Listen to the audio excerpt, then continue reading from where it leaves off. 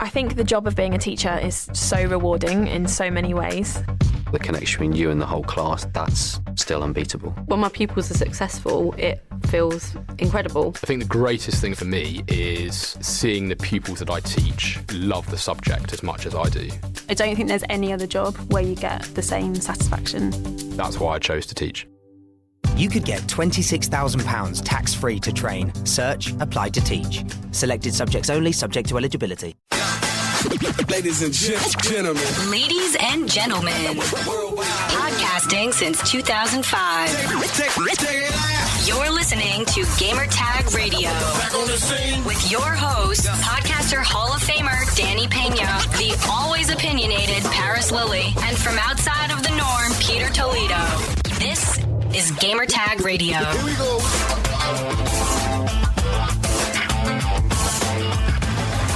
Welcome to Gamertag Radio 581. This is your host Danny, and also have Pete in the house here. Pete, what's up? Good morning. Good morning, or good afternoon, or good night. Something Depends like where that. you're listening from, all around the world, right? Yeah, pretty much. Yeah. Paris is not here again. Yeah, He's on vacation. He's in the middle of the desert throwing salt, apparently. Mad at the world. Mad at the Pokemon world. this, Pokemon that. I'm tired of you guys.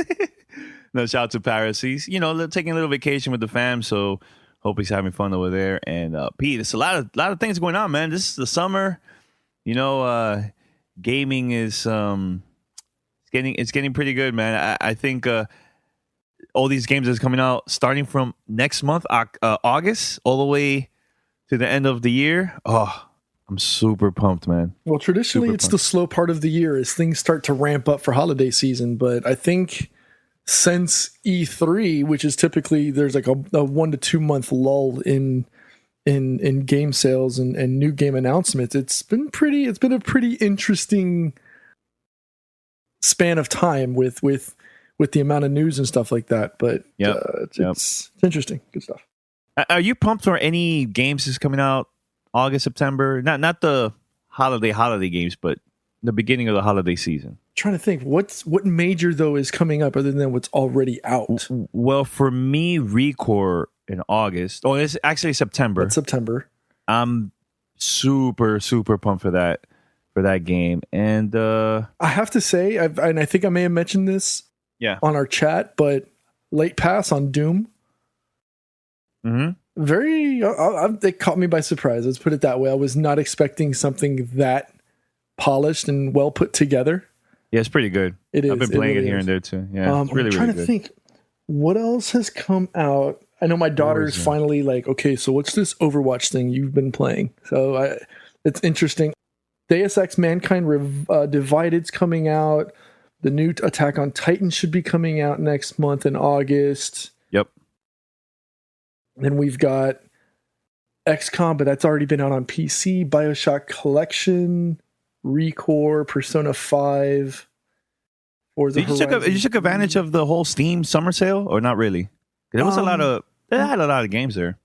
Well, that's the thing with summer sales. They always give you a plethora of games to select, but at the end of the day, is it something that's going to pique your interest and make you throw down cash? Like Doom 2, I mean, to be able to catch it for $24 or something like that was a perfect summertime pickup because it's allowed me to waste some time. But yeah, going into August, Deus Ex, I know the initial excitement for that was there.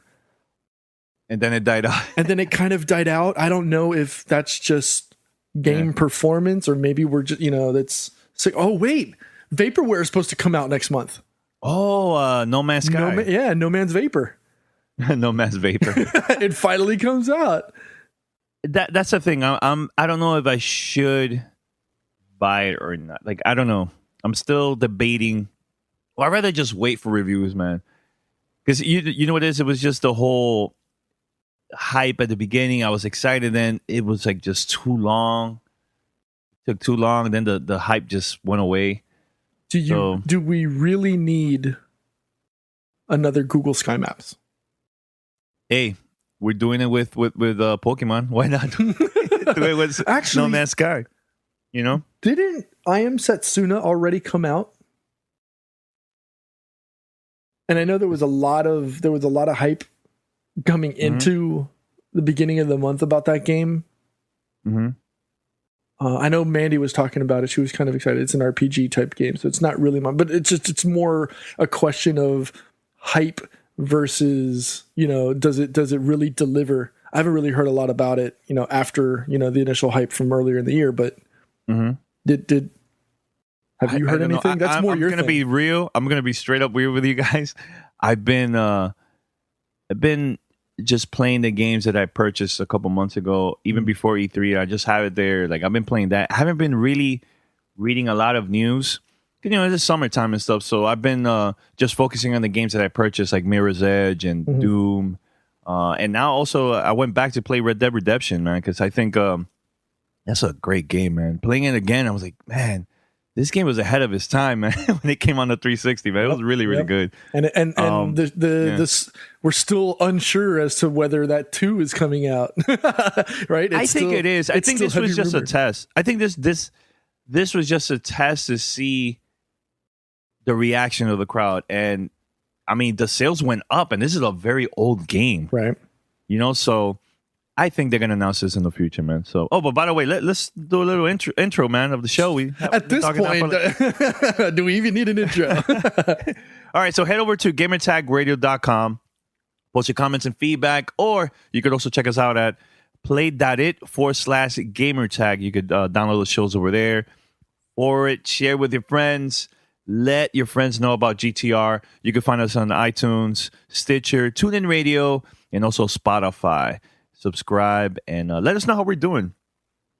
Give us a call, 786-273-7GTR. That's 786-273-7GTR. Or email us, fanmail@gamertagradio.com.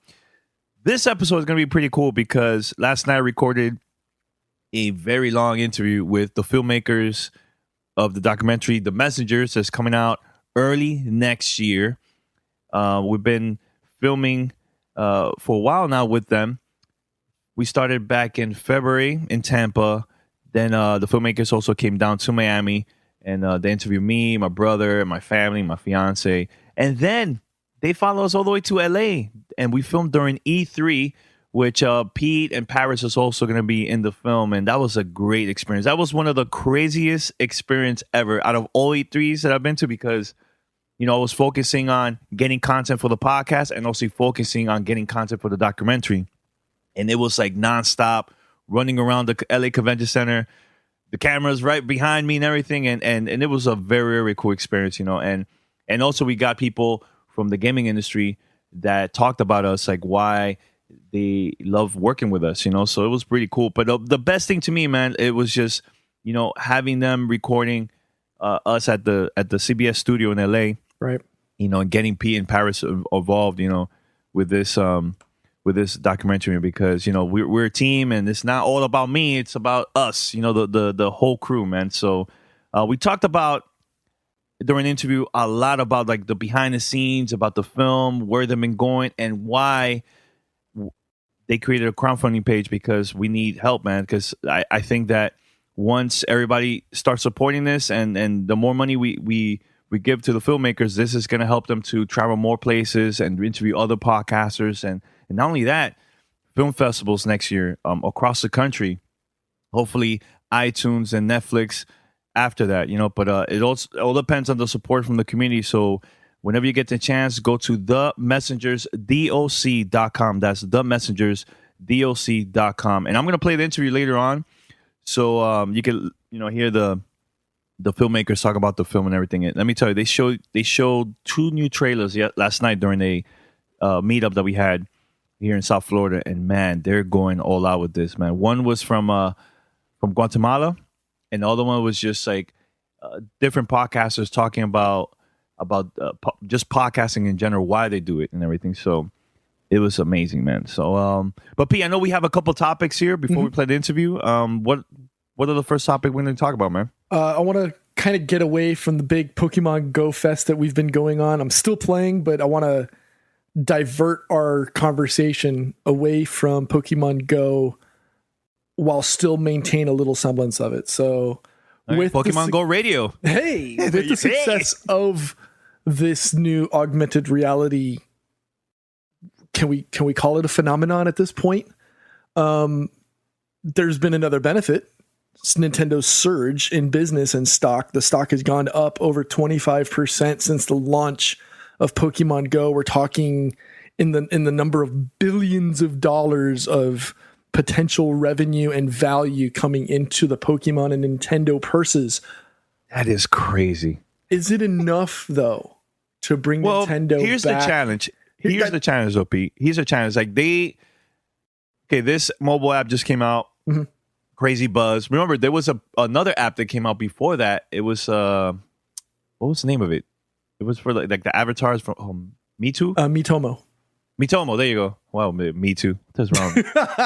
Miitomo, and that was pretty big for like a couple weeks, and then just died. This one, I just don't see this dying right now. Well, here's my thing. I'm not talking about the title. I'm not talking about Pokemon Go the game. No. I'm just saying, like, what is it? What I was gonna say what's gonna happen after this. Now, what are they gonna do to continue the buzz? Not only for mobile, but also console wise. You know, NX. Nobody knows what's going on. There's no word about that.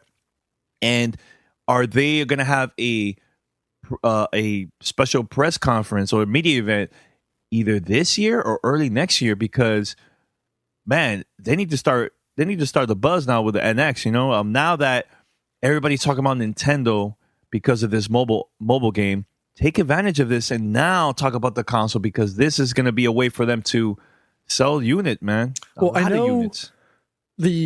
What was it, back in April, they tentatively announced that it was going to come out in March of 2017, and it's probably a good idea to maybe launch it earlier in an effort to, you know, capture and hold on to some of this Nintendo hype that's hitting. But I see what you're saying. But there's an issue with that. Why they are releasing this maybe in March of next year, and it's because of the quarter. I think it's a quarter of the stocks or something like that, right? I think it's because of that. So I think that's one of the reasons why they're probably going to be releasing it around that time. But yeah, go ahead, Pete. So, but my thought process isn't about NX and the immediate future. Is this enough for now to keep Nintendo in the good graces of gamers and stockholders? Because yes, this is the hot newness, right? This is the new hot chick in the school. Nintendo's got 32% stock or ownership in Pokemon itself.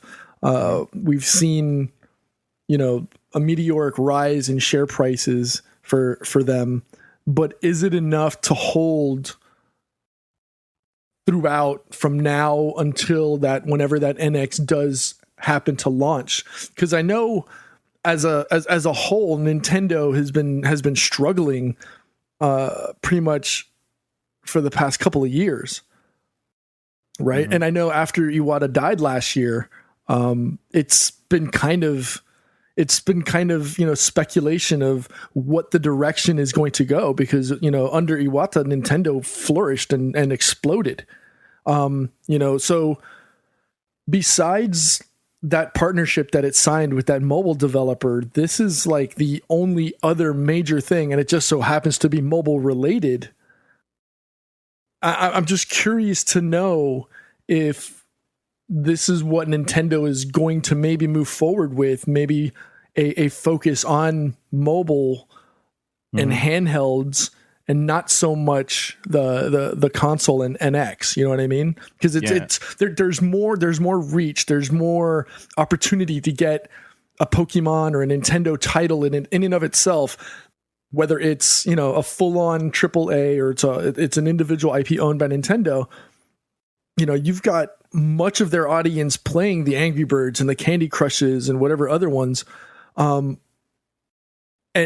more lackluster follow-ups for Wii and DS, things like that. So is this where we're going to start seeing Nintendo throw its hat as, okay, we're going to keep it in the hands, so to speak, with, you know, handhelds and mobile games?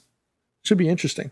Yeah, it's going to be very interesting, man. I mean, hopefully later this year we're probably going to find out more on what the things that they're planning to do with just the whole company in general. Also remember later this year we're going to see the Game Awards. That's hosted by Jeff Keighley and everything. And remember, a couple years back, that was the first time we got to see Zelda. It was during the awards. Are we going to see a big, huge announcement about the NX at the awards? Actually, now that I think about it, and this is a perfect way to segue into, but I think with that quick announcement of the Nintendo Classic Mini the other day. Oh, by the way, you got to explain to the listeners what is it about. Well, let me do my quick thought on it, and then we can go into it. Okay. I think that's Nintendo's way of bridging the gap between Nintendo and Pokemon Go, then going to Classic Mini via the holiday season, and letting that bridge the gap until the NX actually drops in 2017. So for those that have been living under a rock for the past 3 days, Nintendo announced the Classic Mini coming out in November. It's a $60 miniature console that comes preloaded with 30 of the top performing games in Nintendo's history. Games like, in my opinion, it's Super Mario Brothers 1, 2, and 3. For me, actually, the excitement was Excite Bike, Gradius. I think there's going to be a couple of Zelda titles on there as well, if I'm not mistaken. I believe two Zeldas, not Super Punch Out. Yep. I believe also Final Fantasy. There's going to be a lot of good games there, man. Let me tell you, I am super hype about this because Super Contra, not the original Contra. And I think I know why, because there's been reports that there's always been emulation issues, which this is, at the end of the day, this is what that is, right? It's a Nintendo emulator. But I mean, this is a phenomenal opportunity for them, and it's only going to cost $60. So it's a mini console with HDMI out, so you can plug that into your 50, 60, 70 inch screen at home in the living room and play. And it's powered by USB. So $10. I have the games here. Okay. So it's Balloon Fight, Castlevania, Donkey Kong Jr., Dr. Mario, Final Fantasy, Galaga, Ghosts and Goblins, tough game, by the way. Kirby's Adventure, Mega Man 2. I think that was my favorite. Gaiden. Oh, yeah, that's that. Honestly, Ninja Gaiden and Mega Man 2 was my favorite games from this, and also Metroid is pretty Tecmo Bowl. Tecmo Bowl. That's a classic. Hey, Legend of Zelda. Maybe I'll finally play a Zelda game. Yeah, I mean, it's pretty good. 2, I was more of a fan of the first one than 2, but the first one is really good, man. Look, man, this is for $60, perfect. And at the same time, you get that cool little device connected to your HDMI, connect there and TV and start playing it. And if you want to get an extra controller, it's $10. And this also works on your Wii U, this controller too. Okay. So that's not bad. Not bad at all. And it was only $10. Pfft, I'm in there, man. I showed it to my fiance, and she was like, well, I know what I want for Christmas. Perfect. And she's not a hardcore gamer like me, man. Right. This is a cool announcement from Nintendo, man. And this is the perfect time now because of the release of the mobile app, Pokemon. Make announcements like this. Get other people that just loves the whole old school gaming. This is it right here, man. And make it easier for them instead of buying different devices and different things and how to download these games. This is perfect, I think, man. So here's the thing. Yeah. It only has those 30 games. There's no support for loading up anything else. That's what you get. Like what you get in that box is what you're going to get. There's no opportunity to install or get additional games in the future. That's been announced. That was announced just the other day as well. I think that's fine. I mean, do you really want extra games? Like personally, I'm fine with this. And at the same time, let's say you're a parent, and you want to get your kids involved and for them to play these games too. This is perfect, man. You're $60, dude. This is hours and hours and hours of gameplay right here, man. So why not? And at the same time, play 2 players. The parents can also play this. Like this is perfect for me. Because a lot of my nephews and nieces, they play a lot of the games now. But at the same time, who is not a fan of Mario? Who's not a fan of of like Donkey Kong and Dr. Mario. This is perfect, man. I think this is a great move from Nintendo to make this happen and make it easy. This is perfect, man. Just connect and that's it. You're there. You know, so are you getting it, Pete? I think so. I think it would be a mistake not to. Oh, and I just spilled coffee all over myself. Pause. Oh well, there you look at it. He's so excited. Jesus. Hey, I gotta go. I'll be right back. All right. All right. So look, P's right there cleaning up. We're gonna take a short break. He got so excited about this Nintendo Classic. Classic. All right. So we're gonna be right back. I'm gonna play the interview, and I believe we have one more topic to talk about. So yeah, Pete, go clean up, man. We'll be right back. Welcome to Play It, a new podcast network featuring radio and TV personalities talking business, sports, tech, entertainment, and more. Play it at play.it. Back on the scene. This is Gamer Tag Radio. Voicemail at 786-2737-GTR. All right, so I'm here with the crew. The Messengers, a podcast documentary that's coming out hopefully early next year. And but I want the crew to introduce themselves and let's talk about behind the scenes about the film and everything. So let's start with you. So I'm Chris Kremitzos, the executive producer. I'm a podcaster, and I also promote Podfest, which is a pretty large event for podcasters. You?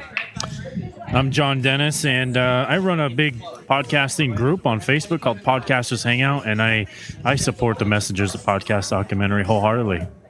I'm Nicola Archan. I'm a former stripper, and now I am proud to be Chris's friend, but I'm also the owner of Wild Style Media. I podcast, and very proud to be the director of the Messengers. We got Willie Harper. Willie. Come on, Willie. How's everybody doing? This is Willie Harper, the DP of the Messengers, and I'm excited to talk to you guys today. Awesome. So let's talk about how the concept came about, because I know I was one of the opening keynote speakers with at Podfest, and I think like the last minute I found out that you guys were filming a documentary. How this came about? It's about 5 days before we're putting on Podfest, and I'm like, man, we got Denny Pena of Gamertag Radio, we got Glenn the Geek of the Horse Radio Network, and I started looking at all the niches, and I go, these are very visual niches if we were able to follow them. And that's how then I called Neil and I said, Neil, tell me if I'm off, because I know how much time it takes to do a film. And Neil's a filmmaker, so I said, if I'm off, then I won't do it. But if you think we have a film, let me know. And he basically said, we definitely have a film. We grabbed a whole amazing crew together. Salo is a young editor who is very vibrant in the way he edits. And then Willie with his director of photography. We have an amazing crew. So we got the team together. We shot a little bit at Podfest, and then I'll tell you when it really came together for us is when we went to Ocala to visit Glenn the Geek, and then we went to your house, and your dad laid out a spread. I mean, it was like Thanksgiving for us. It was the warmth and the love from your family was just amazing, and it really brought us together as a crew, and it brought the project together because your dad just, he laid out the red carpet, and it was just a great feeling for us. I mean, has there been any like difficult moments for you guys, like while filming the whole documentary? How long is your episode? Go for it, man. Go. All right. So you went to E3 with us. Yeah. That was your first time at E3. Like, how was that experience too? Let me tell you, I was super excited to be at E3 because I'm a former. I would call myself a former gamer. I used to play a lot of Halo. But what was funny about Chris, just to go a little bit back when you asked about how this came to be, it was this man does so much. And when he told me about this movie, I'm like, you want to take on a film on top of Podfest, on top of everything you're doing? And he was so committed. And then when we met you and we heard you talk and you told your story about when you showed that first cassette and you showed all that really, the old school way of doing things, really inspired us. We came from that era, so I think it was like your story was so magnetizing. So when we went to E3, it really blew me away to follow you around, bro, because I totally underestimated you. Like, I heard your story, and I was like, okay, it's a podcast, we've got a big following. But when I went to E3 and saw people, the way they treat you, the way Xbox respected you and asked your crew, like the advice from your listeners, it blew my mind. And on top of that, being a gamer and seeing all the future, and you guys were amazing hosts, man. I had the best time at E3, bro. And we got him really tired, too, which is awesome. I was a little chubby, came back a little lighter after E3. Yeah, John, I know you went to Guatemala with the crew. Tell us a little bit about that experience. Yeah, so the crew went down to film a podcaster. His name's Sean Smith, and he's got a mission. There's a lot of work down in villages in Guatemala, and he helps these villages who are living in extreme poverty with building these high-efficiency stoves and laying down concrete floors and, giving tons of clothing and shoes and things to the children. And then he even helps out with this VBS program the entire time they're down there. And there's education and crafts and games for the children in these communities. And so, I've always kind of wanted to get involved with him and just haven't really found the time. It's ironic because his mission's name is Now is the Time, So these fine gentlemen, they had made this plan to go down and film him because part of what he does is he gathers his volunteers at the end of every day, and at the hotel they go into this room and they podcast. He asks them about their experience from that day, and oftentimes it's touching, it's emotional, it's moving, and these podcast recordings, these episodes get shared with these volunteers' loved ones back home. So it's awesome. And so Sean reached out and he said, "Hey, Neil and Salo, they're coming down to Guatemala. They're going to film me for the documentary." And he's like, I would really love it if you can make it down here. And I actually told him, I said, there's a high chance I won't be able to make it. I was stacked with work. I have a digital marketing ad agency, and we're just so stacked with business right now. And there was just something gnawing at that thought of not being able to go. So to make this long story short, I basically said, you know what? I'm going to find a way, moved some things around, and was able to make it down there. So getting involved with Neil and Salo for this documentary was in Guatemala, in this country that's just completely out of all of our element, especially them as filmmakers. I mean, they weren't even sure. We were at the airport. We landed at the same time. They come out of the airport. I landed shortly before them. They come out of the airport, and they're like cheering with their hands in there because they got their drone and all the video equipment and through their customs, you know what I mean, without any kind of issue. So like challenge one was landing and getting the equipment through, right? So anyways, and the rest of the days, it was just phenomenal experiences, stories that are really touching, and it's going to be amazing and all shown in this documentary. Yeah, see, that's one of the things too. Like, today you guys showed a couple brand new videos, right? That I've never seen before, and I got emotional. Maybe it's me getting emotional and stuff, always. But no, seriously, like seeing the footage of like Guatemala and also I think it was like, what was the first video you guys showed? What was the name of it? The first one? So we just call it the Words trailer. It talks about, it kind of streams together what podcasting is, and it looks. I've seen a lot of documentaries. It looks really, really well done, man. So I know you guys been checking out like other documentaries. What was it that you want this one to be different compared to the other ones? Well, I've done a lot of research on what we want. We just want it to be a visual spectacle, but also the narrative has to be very powerful. So I'll give you an example. This is a moment that all of us might have forgotten that happened. After we interviewed you at CBS Radio, you had your friend Yami there. We were all exhausted. And I remember like, all right, let's get her on the mic. Let's see what happens. But do you remember what Yami said? I mean, she broke down in tears because she remembered when you took her out for coffee when she was starting.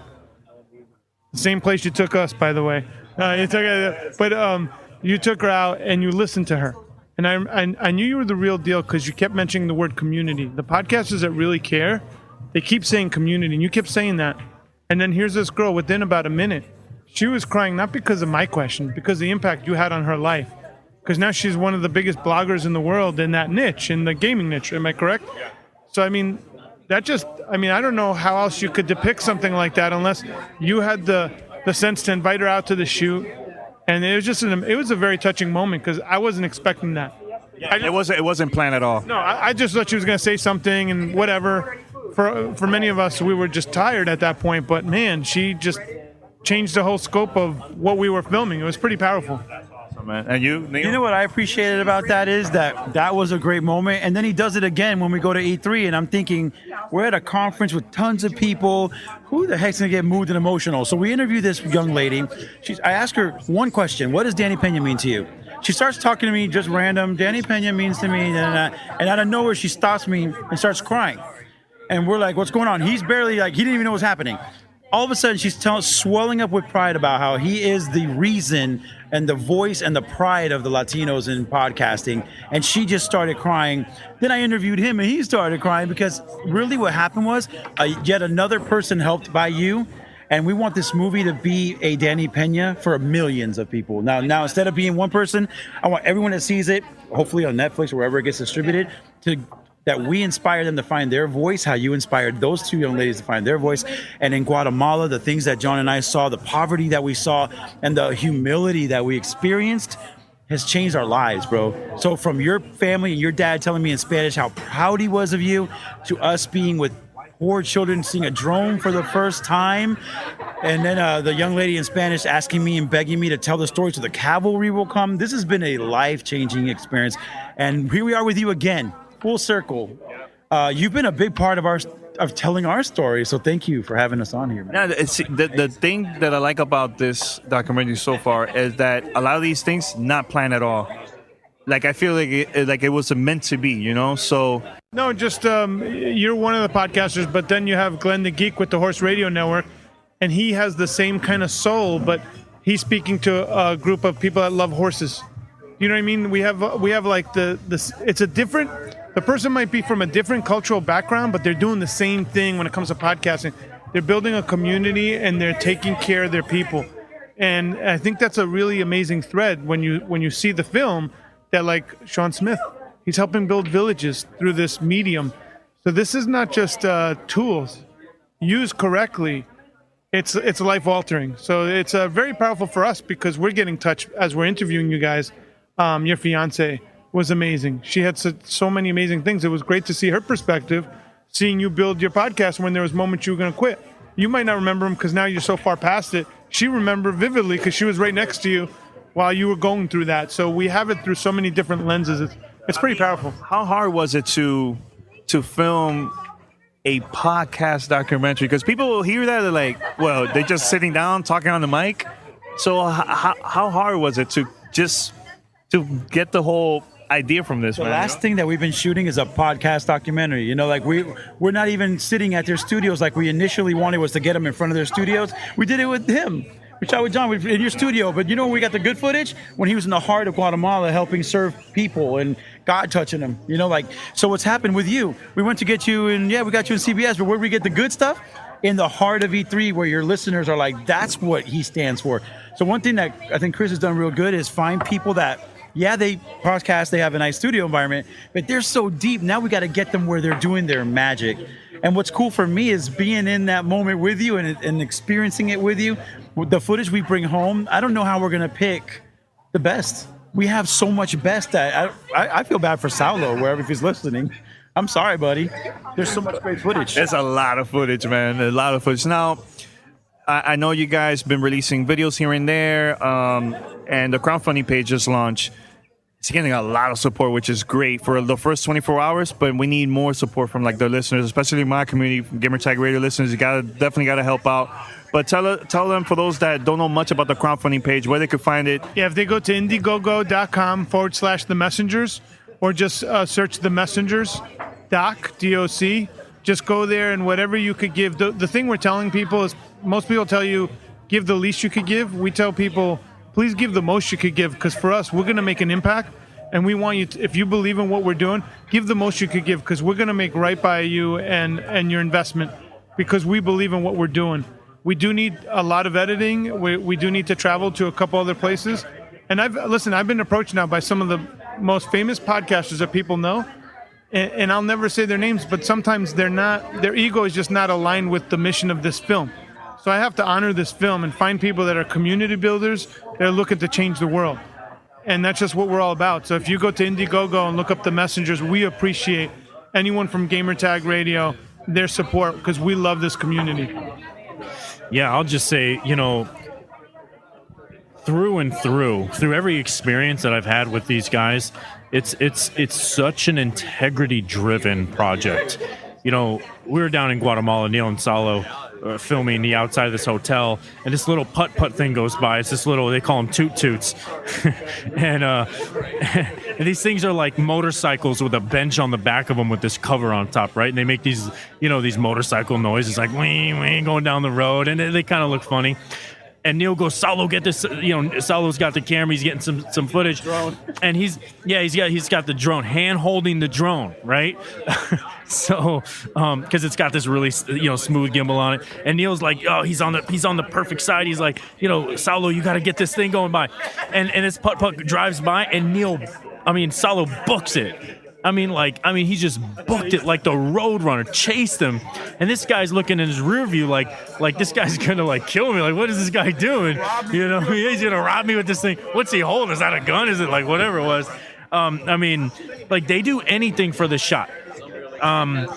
Chris, what he just mentioned about how these people are coming to him who are well known, they're magnates. How easy would it be for Chris to say, you know what, that's a relationship that I might profit from? But no, he doesn't. You know why? Because of the integrity of this film, of the messengers. He wants to preserve that, and he wants to show the world what it's really like to have a podcast, to dedicate so much of your time in your life to a podcast that literally changes people's lives. And I'm so proud to just know these guys and even be able to sit at this table right now with them. The cool thing about this whole documentary is it's not only for podcasters, even those that don't know anything about podcasts. I feel that they're going to learn a lot about why we do this and what a podcast is about too. Am I right? Yeah, the whole premise, because we are podcasters, many of us, was how do we start a movie if you didn't know anything about podcasting, and let's take you on a journey that's entertaining. So that's our mission, is that someone will watch us, and even if they don't want to do a podcast, they'll get up off their couch and say, man, look what this guy Denny has done. Look what, Glenn has done. And they could relate to the avatar, because it could be a kid that's a Spanish kid that's like, man, I know Denny. He's, I am Denny. And we want them to do something with their life, find their voice and find their message. So, yeah, if it's podcasting, phenomenal. But if it's not, as long as they find their voice, that's what the Messengers is really about.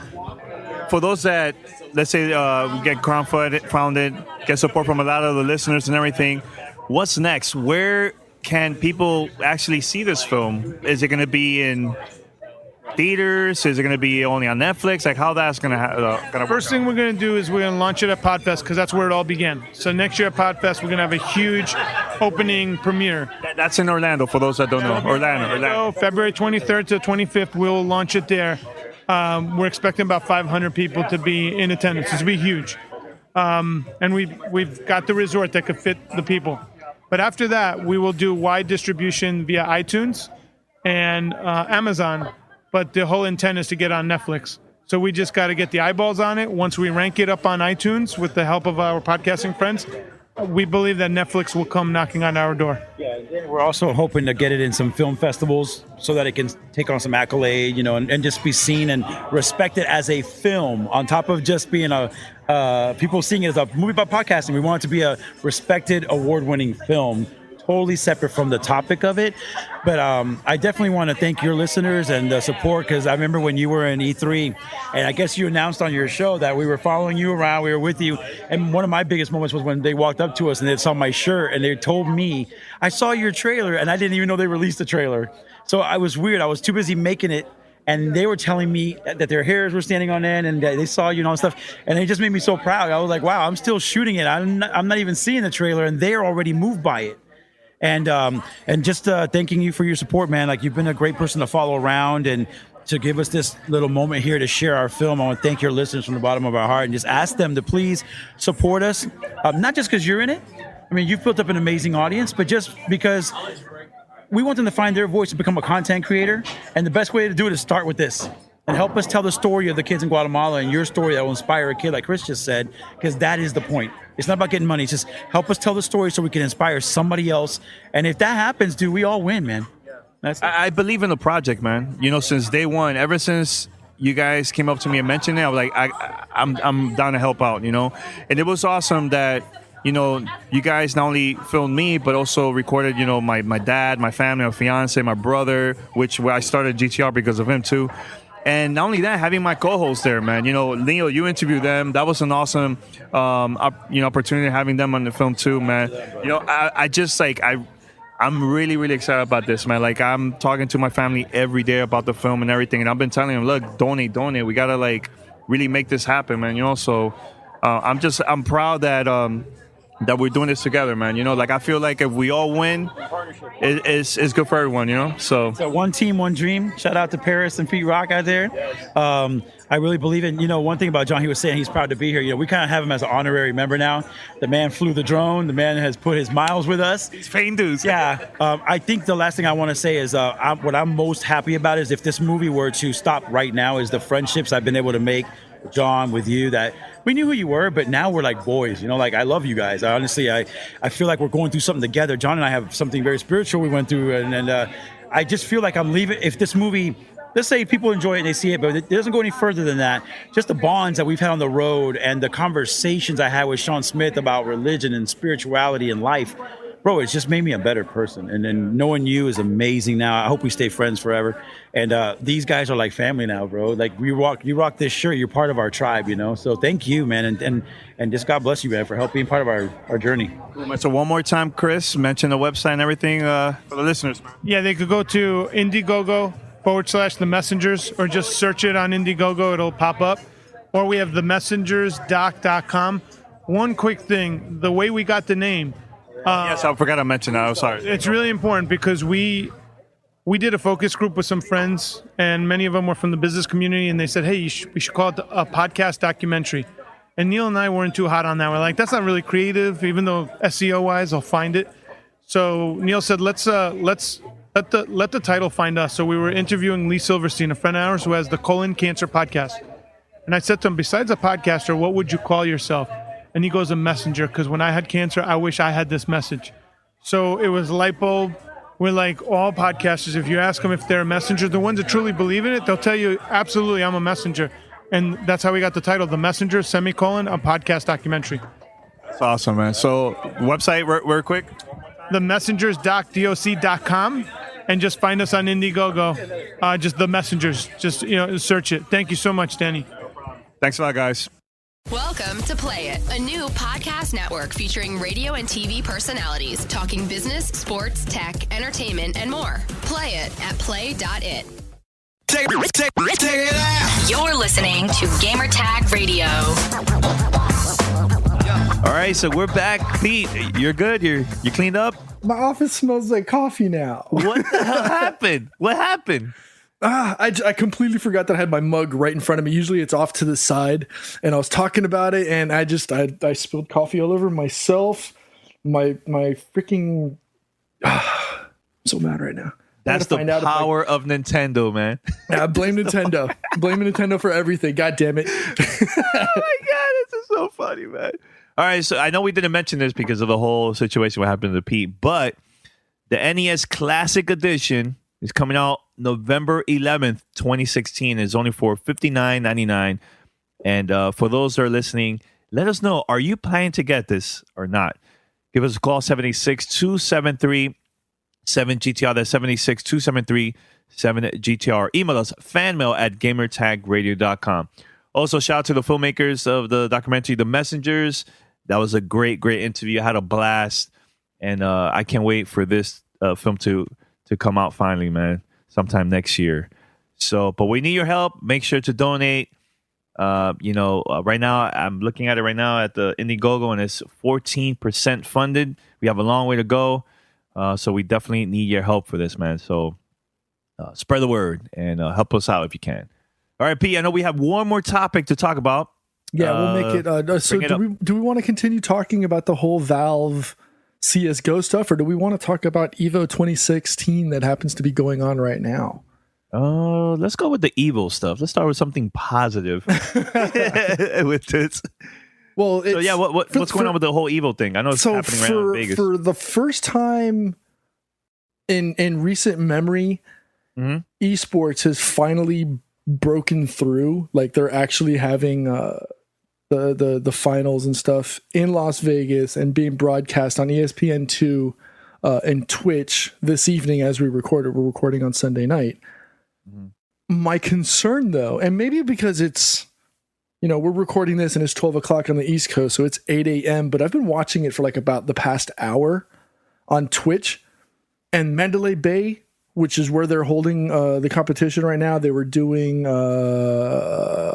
want to say, I can't remember what game it was, but I know it was Sonic Fox was using Unstoppable Jason against somebody, Jason from Friday the 13th. Mm-hmm.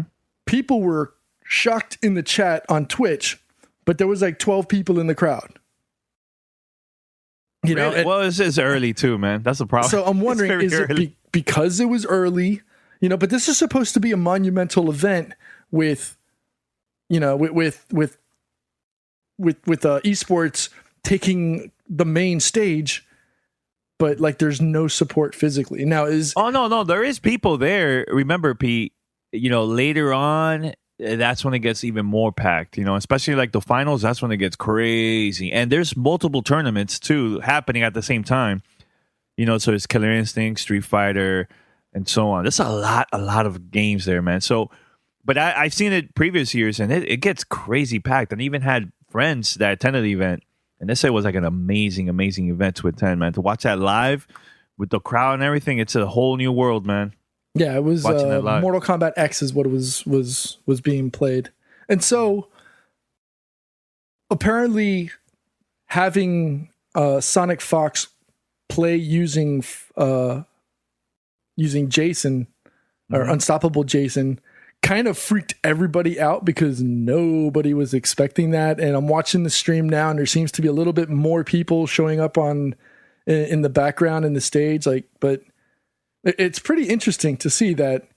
I mean, even at 8 o'clock in the morning in Vegas, people are just getting back to their hotel rooms at that point, and people are in a typical Vegas night. But to see the support that it's finally getting, not just from the gaming community, but from major media publications such as ESPN to actually live, broadcast. Something like this. It's phenomenal for the gaming community, first and foremost. And congrats to Ally for taking the Smash 4 tournament. Definitely. I think the industry is changing, man, because, now Activision is going to have their own esports company. EA is going to do the same.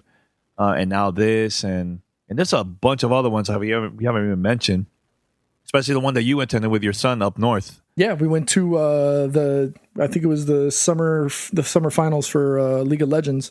That was interesting. Legends, yeah. And but see, it's changing, right? It's like, and it's funny because crazy. Watching it on your laptop or your iPad or your phone is one thing. Mm-hmm. Seeing it live and seeing the crowd get fueled up from that calm, like excitement of just watching the screen, and then not just seeing the crowd explode in excitement when somebody does an ult or pulls a triple or a quad or whatever, but hearing the announcers explode with excitement as well. It goes, and the speed at which it transitions from calm to frenzy within seconds is amazing.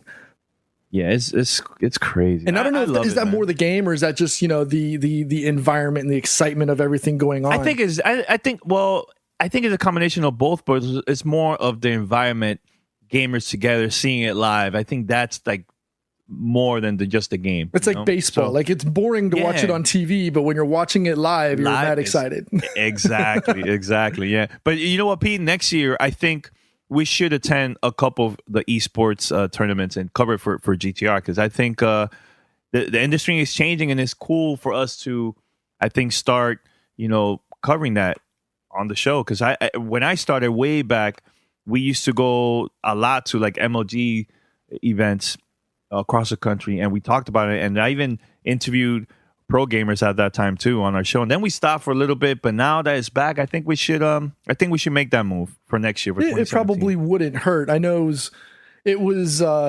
interesting to see my son's reaction, and I think we may have mentioned this before when we were at the League of Legends event. There was a fire alarm that had caused everybody to evacuate the hotel at like 3:30, 4 o'clock in the morning. So we're all standing outside, and my son is a huge fan for TSM, Team Solo Mid. But also, SK was there, team the South Korean team, and one of at the time, and I probably need to brush up on my League of Legends, but Faker was one of the team players there for Team SK, and he had just like recently been on the cover of ESPN the magazine. Like that shows the pull of how gaming has now transitioned into a legitimate ESPN cover story, right? And Faker was there. My son got to take a picture with Faker. Granted, it was 3:34 in the morning, so everyone was like, "Yeah, fine, I'll just take pictures with the fans, whatever." But seeing him respond or react, see my son react in awe when it would have like put it in a similar fashion if I was there standing next to like Dwayne Wade or when he was with the Heat, or like Paris meeting and having a photo op with Kobe, right? Yeah. Something like that is how that whole scene was for my son to meet the guys from Team Solo Mid or to meet Faker, right? It was just like that starstruck awe of when you see the people that you look up to and your idols, I guess you could call them. So it was interesting to see that these weren't like the prototypical athlete, the big, strong. No, these were just they looked like you and I, Danny. Literally, like just jeans and a t-shirt with a hoodie pulled up and a baseball cap. Seeing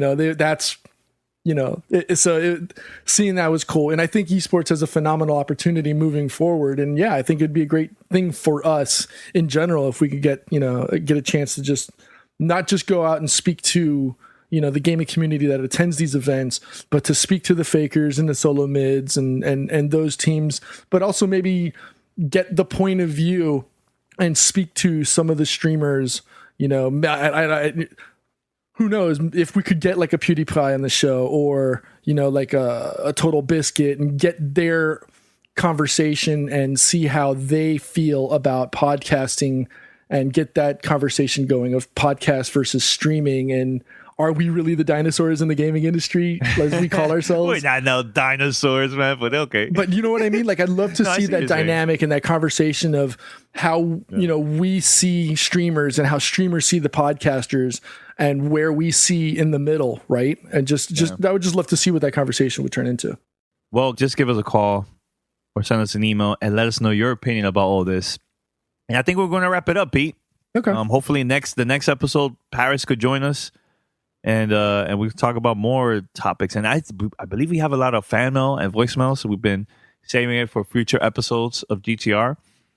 So if you would like to be part of one of the fan mail episodes, give us a call, 786-273-7GTR. That's 786-273-7GTR. Email us fanmail@gamertagradio.com. And you could also check out our past episodes. Go to gamertagradio.com or plate.it/gamertag and listen to all of our great episodes, our debates, our roundtable discussions, our exclusive interviews. You could check it out. It's all there. And yeah, you head over also to, the following podcast directories. We're there too. iTunes, Spotify, TuneIn Radio, Stitcher.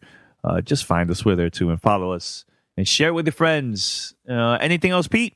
No, man, I'm watching the Twitch stream here of this of Mortal Kombat X, and it's like, there's like, I don't know if it's animosity or just rudeness, but like some of these people, like they finish the game, they don't even like shake hands or say, good gamer. They just like pack it and go. They're just like, I'm out, done. That's it. I'm going back to drinking at the club. Oh my God, insane. Yeah, so yeah, I gotta go get a mop and start cleaning my office now because it smells like coffee. Guys, he got super excited with the whole Nintendo Classic, man. That's the power of gaming. Power of Nintendo. Power of Nintendo. All right, until next time, we're out. Peace. Take care. Thanks for listening to Gamertag Radio. Be sure to like us on Facebook and follow us on Twitter.